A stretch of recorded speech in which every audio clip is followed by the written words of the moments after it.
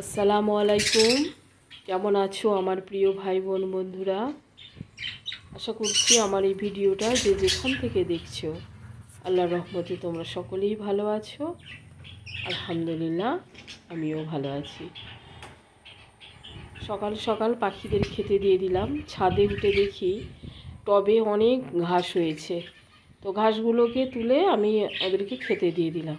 আর দেখো কি সুন্দর খাচ্ছে। আজকে কিন্তু আমি ভিডিও করছি, তো ও কিন্তু একটু সরেনি। দেখো এই খাবারগুলো দেখে, এই যে দানা দানা ঘাসের দানা তো এমনিতেই ওরা খেতে পছন্দ করে, তো ঘাসের দানা দেখে ও আর সরেনি, খুব সুন্দর খাচ্ছিল।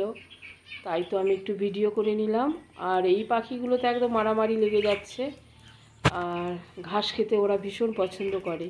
কচি কচি ঘাস দিয়ে দিয়েছি, ওদের খাচ্ছে। প্রিয় ভাই বোন বন্ধুরা, আমার গলার আওয়াজ শুনেই বুঝতে পারছো আমার শরীরটা খুব একটা ভালো নেই। তো আলহামদুলিল্লাহ আজকে একটু ভালো আছি। আর কাল সন্ধ্যাবেলায় আমার ফোনটা ঠিক করে নিয়ে আসা হয়েছে, তাই মোটামুটি আমি আর একটু দেরি করিনি। তাই যে ভিডিওটি করা ছিল সেটা আমি সঙ্গে সঙ্গে ভয়েস দিতে বসে গেছি।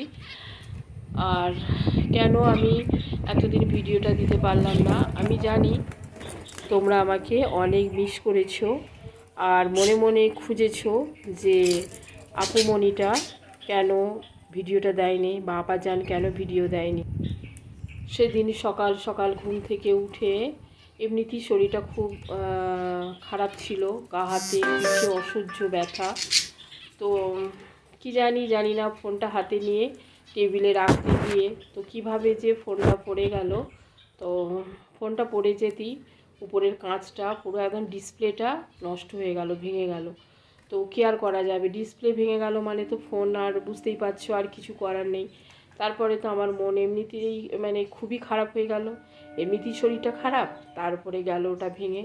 একদম সকালবেলা কি বলবো,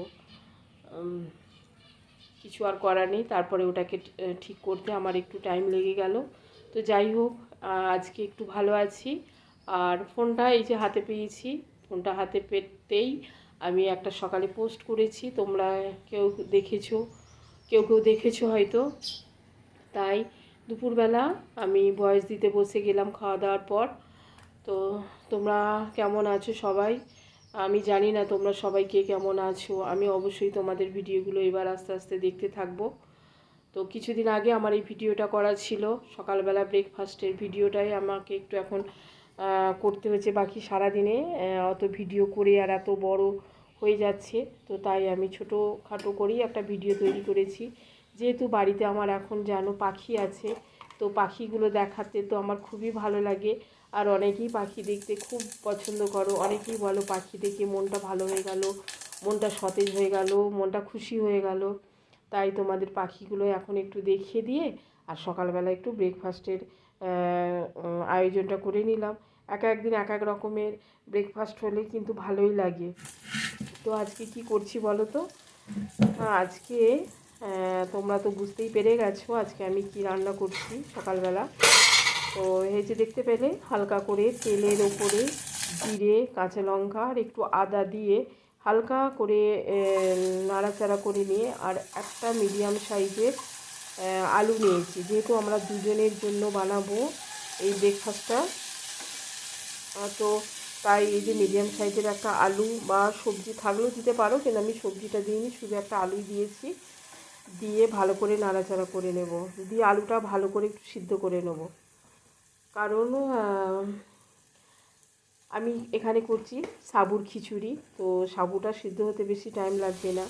তাই আমি কি করেছি, আলুটা তেলের উপরে দিয়ে একটু নুন দিয়ে হালকা করে পানি দিয়ে আগে থেকে আমি সিদ্ধ করে নেব।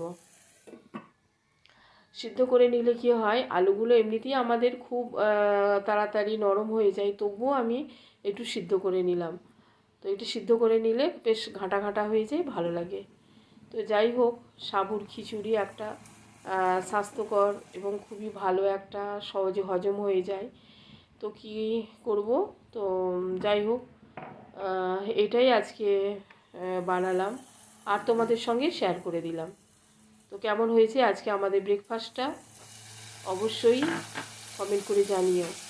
আর আমার প্রিয় ভাই বোনেরা, সত্যি বলছি তোমাদেরকে আমি অনেক মিস করেছি, কারোর ভিডিও দেখতে পারিনি, মানে কে কেমন আছো। যাই হোক, ভিডিওটা খুলে কমসে কম এতটুকু তো বুঝতে পারি তোমরা সবাই ভালো আছো। হ্যাঁ, তো আমি এতদিন ভিডিওটা দেখতে পারিনি, তোমাদের শুধু মনটা কীরকম ছটফট করছে যেন কখন কারোর ভিডিওগুলো আমি দেখব, মানে এতটাই আমার বিরক্ত লাগছিল। আর আমার দেখে আমার মেয়ের অনেক কষ্ট হচ্ছে, বলছে মা তোমাকে দেখে আমার খুব কষ্ট হচ্ছে, তুমি এরকম চুপচাপ বসে আছো, এ করছো। তো যাই হোক, তো মেয়ের ফোনটা নিয়ে আমি কিছুটা ইউজ করেছিলাম। তো ওটা আর কী করবো, ওটা শুধু কাউকে ফোন করার জন্য ইউজ করেছি, আমি তো ইউটিউব দেখার জন্য আমি এতটা টাইম আমি নিতে পারি না ওর ফোনটা। তো যাই হোক, এই যে দেখো, ভালো করে টমেটো দিয়ে নাড়াচাড়া করে নিয়ে, আর এই যে সাবুটা দিয়ে ভালো করে একটু জাস্ট নেড়ে চেড়ে প্রায় এক গ্লাস মতো পানি দিতে হবে, 1-1.5 গ্লাস মতো পানি লাগবে, কারণ এটা তো মোটা, সাবুদানাটা একটু মোটা, তাই একটু পানির পরিমাণটা বেশিই লাগবে, একটু বুঝে সুঝে দিলেই ভালো হয়। তো আমি অল্প অল্প করে বেশ খানিকটা আমি পানি দিয়েছি। আর এত মোটা সাবু আমি এই খিচুড়ি প্রথম করছি, কারণ আমাদের দেশের যে মানে আমরা যেটা ব্যবহার করি সাধারণত ছোট ছোট দানা, সেগুলো অল্প পানিতেই মানে সিদ্ধ হয়ে যায়। আর এইটা একটু বড় দানা, তো তাই একটু অল্প অল্প করে পানি দিয়ে বেশ 1 গ্লাসেরও বেশি আমি পানি দিয়ে ফেলেছিলাম। আর আমার এই ইউটিউবে একটাই তো ভাই আছে, তো সুদূর আরব থেকে আমার ভিডিওটা দেখে এবং সবাই চেনো জানো, বাংলা টু অ্যারাবিক ভাই আমার রফিক ভাই, সে আমাকে প্রত্যেকবার আমাকে কমেন্ট করে যে কেন বুবু ভিডিওটা দিতে দেরি করছো, আমি যদি 2 দিন না ভিডিও দিই সে আমার খোঁজ করে। তো অনেক অনেক ধন্যবাদ, ভালোবাসা আমার প্রিয় ভাই, আমার রফিক ভাই, তুমি অনেক ভালো থেকো, তুমি দূরে থাকো তোমার ফ্যামিলি থেকে। তো যাই হোক, তোমার জন্য আমার মানে অন্তরের অন্তরস্থল থেকে তোমার প্রতি আমার ভালোবাসা, শুভকামনা এবং সুস্থতা কামনা করি। তুমি খুব ভালো থেকো। তুমি যে আমার এইভাবে খোঁজ নাও তার জন্য কিন্তু আমি তোমার কাছে কৃতজ্ঞ। এই দেখো, গরম গরম সাবুর খিচুড়ি একদম রেডি হয়ে গেছে। আর এই সর্দির মুখে গরম গরম সাবুর খিচুড়ি দারুণ লাগবে।